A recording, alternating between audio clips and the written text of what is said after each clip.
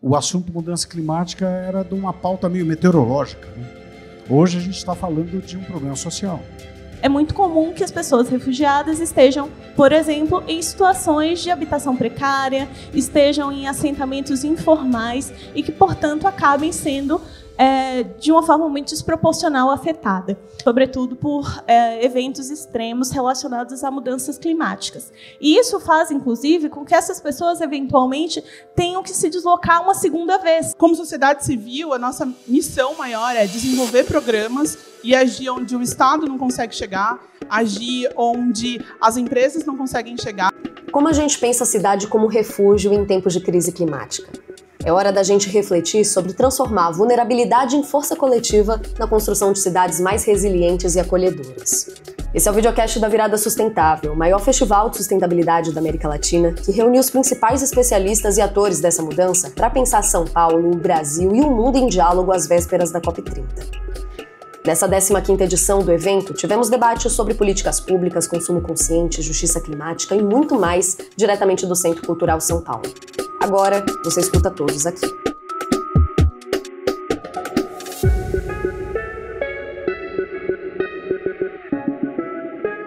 Thaís Menezes, oficial de proteção do Acnur, o Alto Comissariado das Nações Unidas para Refugiados. Uma pessoa refugiada é uma pessoa que saiu do seu país de origem por dois motivos principais, que são perseguição. Então, é uma pessoa que tem fundado temor de perseguição por razões de raça, religião, nacionalidade, opinião política ou pertencimento a um grupo social específico, ou por graves violações de direitos humanos, como, por exemplo, no que ocorre em situações de conflito.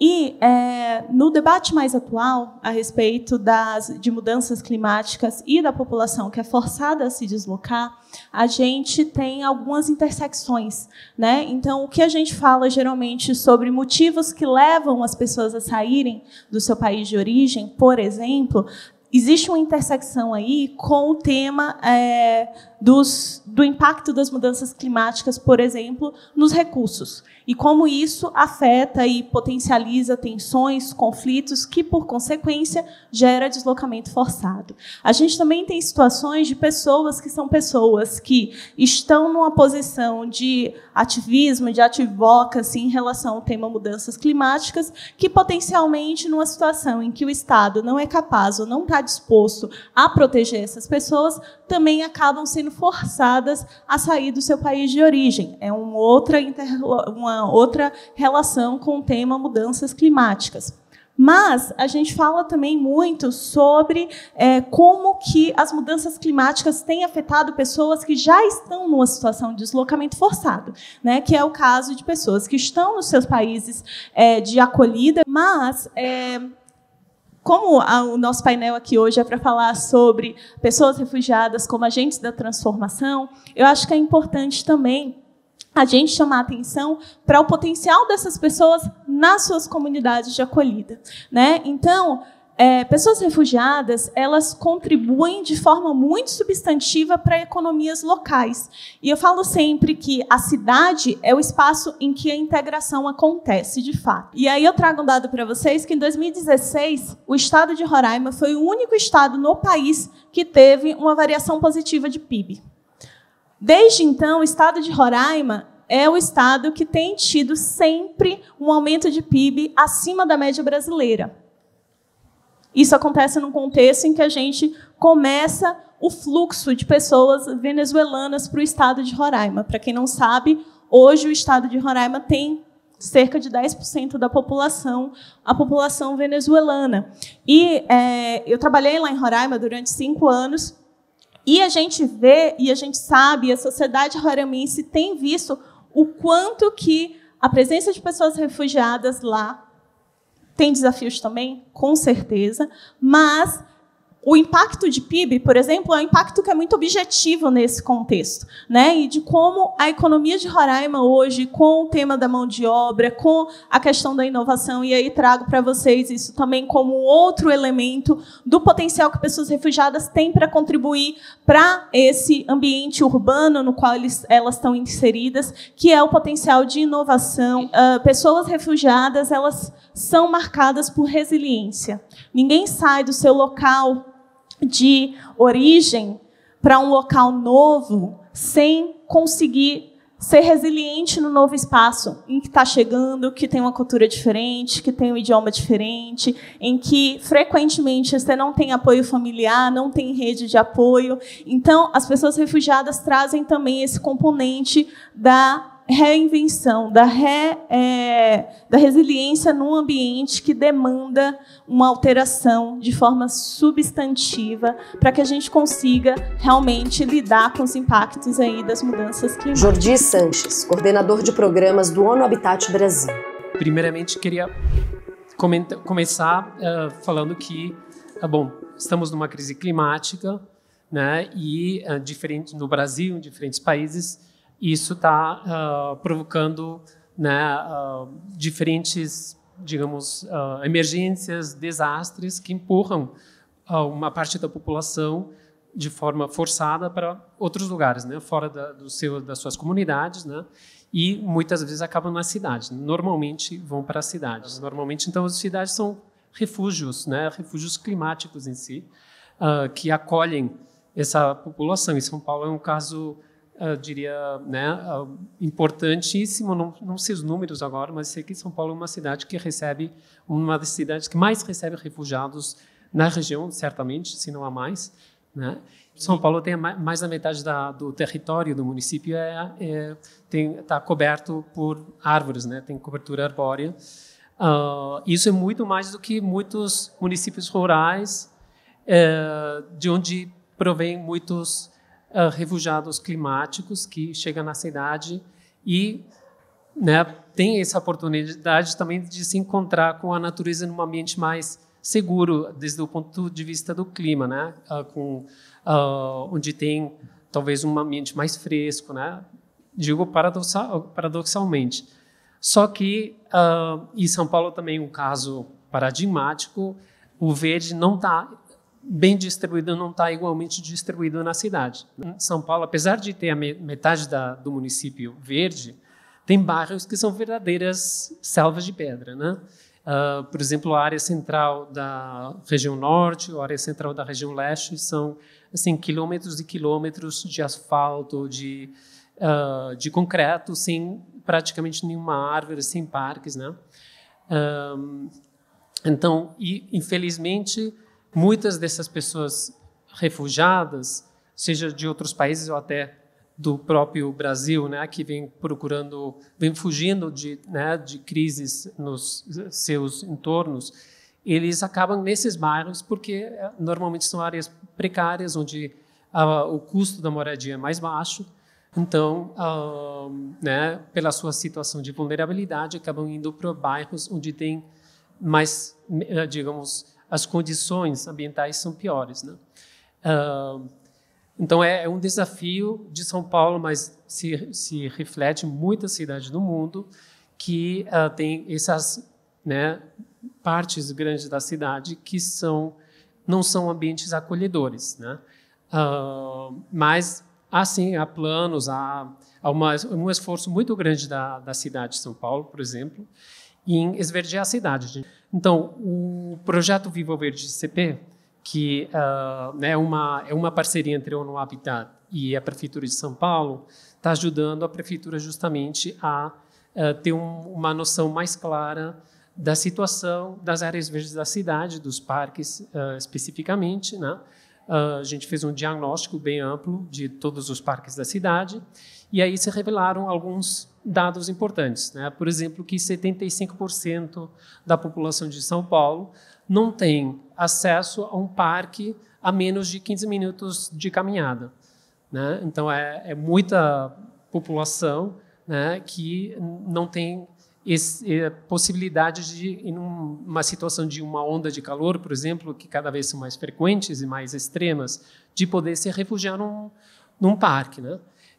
Ou também são bairros que não têm ambientes, né, não tem parques por perto, ou que tem poucas árvores, são bairros mais vulneráveis aos eventos climáticos extremos, como enchentes, né? Então, é mais frequente nesses espaços que as enchentes. Então, pode acontecer e acontece, né, de pessoas que migram para São Paulo procurando um ambiente melhor, vão para esses bairros né, mais precários, menos verdes, e tem que enfrentar novamente situações... Um minuto, Jorge. Críticas né, de enchentes, de ondas de calor. E, bom, a questão é que né, os refugiados climáticos possam encontrar, né, na cidade um refúgio, né?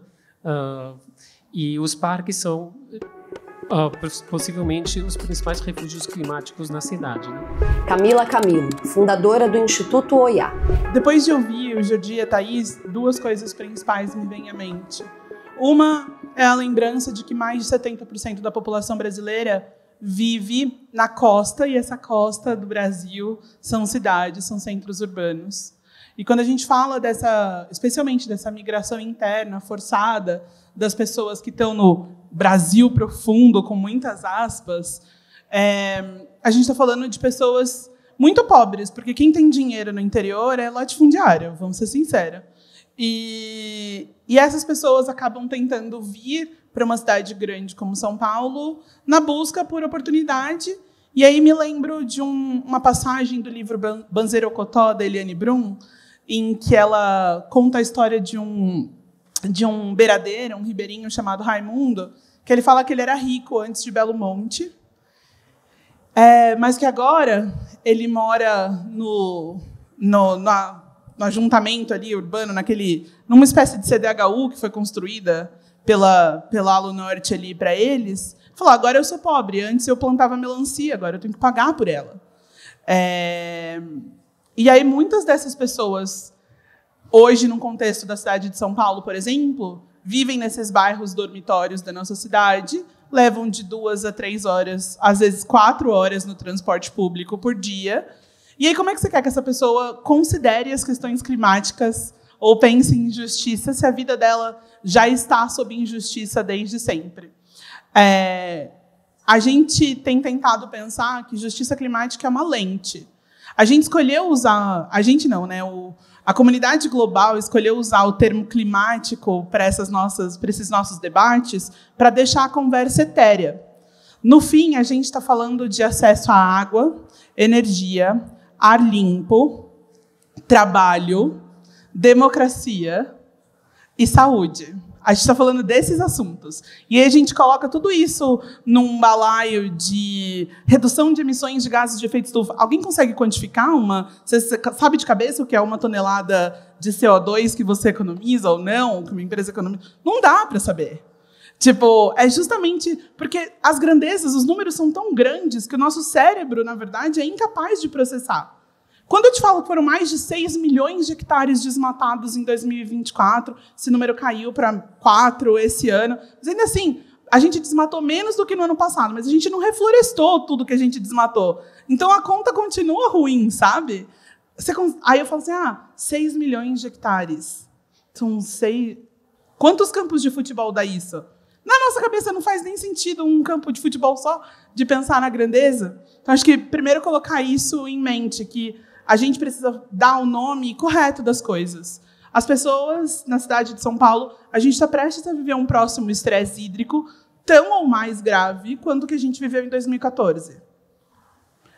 Na periferia de São Paulo, vale dizer que a pressão da torneira já é menor, mesmo enquanto a gente não está numa chamada emergência de estresse hídrico agora.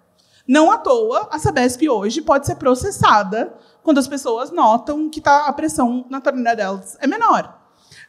E aí isso é uma conversa sobre justiça. Aí eu fiz aqui uma tabelinha para pensar em termos de promoção de justiça climática. Eu dividi entre setor público, iniciativa privada, terceiro setor e sociedade. E aí fico pensando que é papel do setor público fazer com que o planejamento urbano e o desenvolvimento das cidades sejam mais resilientes. Mas dentro do conceito de resiliência, no contexto de políticas climáticas, a gente fala de 2 assuntos. Mitigação, que é a redução ou corte total de emissões de gases de efeito estufa, ou adaptação. Dentro de adaptação é, literalmente, ajustar o nosso estilo de vida, a arquitetura, o jeito que a gente consome, a forma como a gente vive como pessoas, para um mundo mais quente, para um mundo que está pegando fogo. esses dias... E aí o poder público precisa fazer algumas coisas. A primeira é, quantos prédios nessa cidade são da Prefeitura de São Paulo? Quantos desses prédios receberam, por exemplo, uma adequação para lidar com as ondas de calor? As escolas, as crianças estão passando mal nas escolas. Não é só na cidade de São Paulo, isso está acontecendo no Brasil inteiro. Mas as crianças as salas não são climatizadas. Mas aí, se você climatiza todas as salas, a conta de luz de todo mundo aumenta. Aí a conta de luz da prefeitura aumenta. Será que a gente precisaria pensar em colocar energia renovável nas escolas, então? Será que a gente tinha que ter energia solar nas escolas? Será que a gente tinha que repensar o sistema de abastecimento hídrico e filtragem da água nas escolas? Direito à cidade está muito restrito ao seu poder econômico. Assim. Eu conheço muitas pessoas que nunca saíram para o seu lazer do bairro onde vivem, porque não sentem que podem ir a um parque, mesmo um parque, gente, que não tenha vários serviços privados. Tipo, a verdade é que as pessoas não sentem que elas vão ser bem-vindas nos lugares. A questão não é nunca o custo. Eu converso com muita gente que o passeio da família, uma vez por mês, é uma ida ao parque. As pessoas se planejam. Elas fazem toda uma operação para poder ter acesso a uma Paulista aberta num domingo, sabe? Porque elas vão ficar 2 horas no metrô para sair lá do Itaim Paulista para chegar na Paulista, sabe? E então muita gente acaba nem vendo a cidade, nem desfrutando do que a cidade é, porque não sente que pode. Como sociedade civil, a nossa missão maior é desenvolver programas e agir onde o Estado não consegue chegar, agir onde as empresas não conseguem chegar. A verdade é que, no Brasil, hoje, onde existem organizações da sociedade civil, o desmatamento é menor.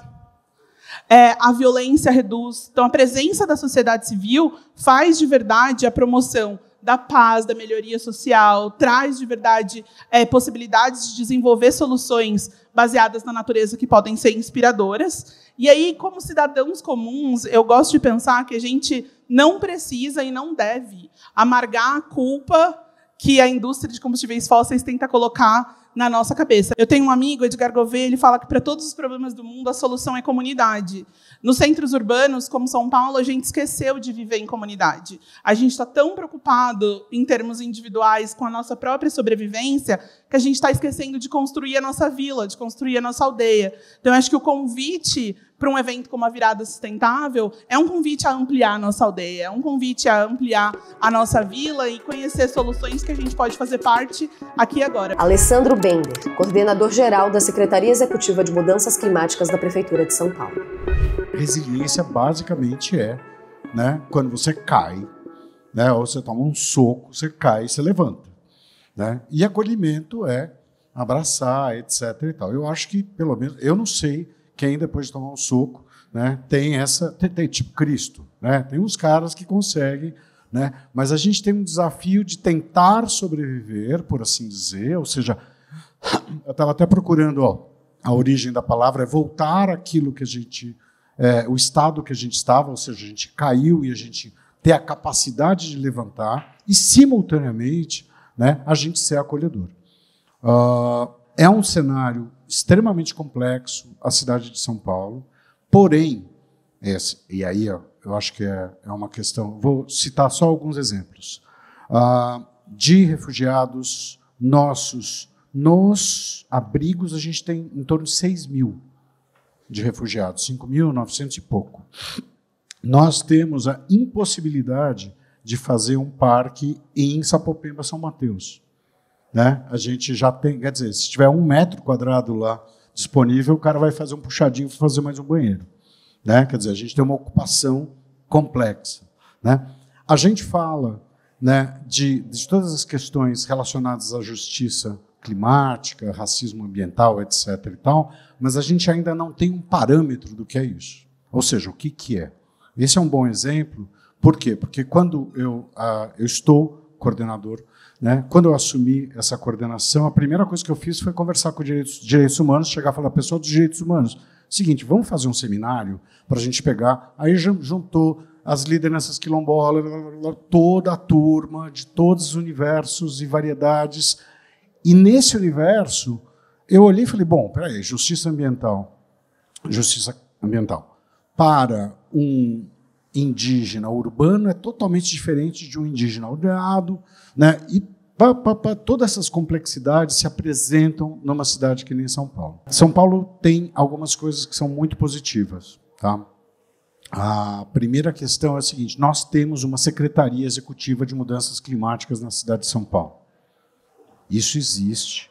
Ela foi criada como ela vem do verde, do meio ambiente. Ela surge como uma guardiã de um negócio chamado Plano de Ação Climática da cidade de São Paulo, que é um plano que a gente tem até 2050, que foi modelado por pessoas incríveis, que a gente conhece todas elas, e a gente tem metas para todos os anos, 2020, 2029, todas as secretarias. E o nosso papel, enquanto Secretaria Executiva de Mudanças Climáticas, é justamente ser o guardião desse plano. A gente tem que fazer adaptações nesse plano, de tal maneira que esse plano ele se adapte aos tempos, mas a gente não pode corromper esse plano. A gente não pode deixar esse plano à disposição da gestão A, B, C ou D. A gente acabou de passar por um processo de rever todo esse plano, né? Por quê? Porque há 4 anos atrás, 5 anos atrás, quando ele foi elaborado, a gente tinha, eu estava até brincando com alguém aí antes da conversa, a gente tinha, o assunto mudança climática era de uma pauta meio meteorológica, né? Hoje a gente está falando de um problema social. Hoje a gente está falando de um problema de sobrevivência da raça, um monte de complexidades que vão nesse sentido. E esse ano a gente teve um fruto muito, muito bacana, que foi o surgimento do orçamento climático que a gente conseguiu implantar dentro do plano de metas da cidade de São Paulo, né? A minha brincadeirinha que eu faço é a diferença, quando você tem um plano, né, quando você tem um orçamento envolvido, né, a diferença é mais ou menos eu chegar para você e falar, está na hora de você voltar para a academia, ou a outra opção é, está na hora de você voltar para a academia, senão não te dou mesada.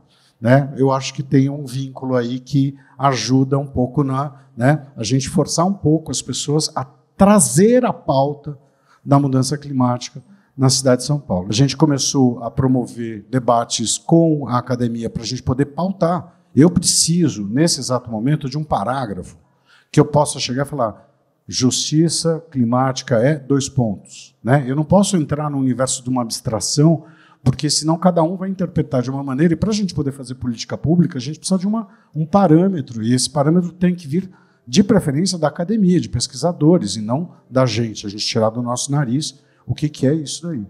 Todo o debate climático da cidade de São Paulo ele tem um problema, que é o seguinte, que a gente não tem ainda um sistema de mensuração sensível para a gente identificar. As pessoas chegam e falam assim, nas escolas está muito quente, nas escolas está ruim. Ruim quanto? Então a gente está implantando agora, em modelo experimental, sensores que a gente desenvolveu lá no Seclima, que são sensores para a gente monitorar a qualidade do ar, a qualidade de tudo, em 20 escolas da Prefeitura de São Paulo. A solução precisa ser regional. São Paulo não tem uma solução. São Paulo tem inúmeros microclimas, inúmeras diversidades de variedades de soluções. Quer dizer, cada lugar tem uma solução, mas sem o cidadão engajado, mobilizado e envolvido, nada vai acontecer. Esses foram os destaques do Fórum da 15ª Virada Sustentável de São Paulo. Quer continuar nessa conversa? Então ouça também os próximos episódios disponíveis. Os links para o nosso site e Instagram estão na descrição.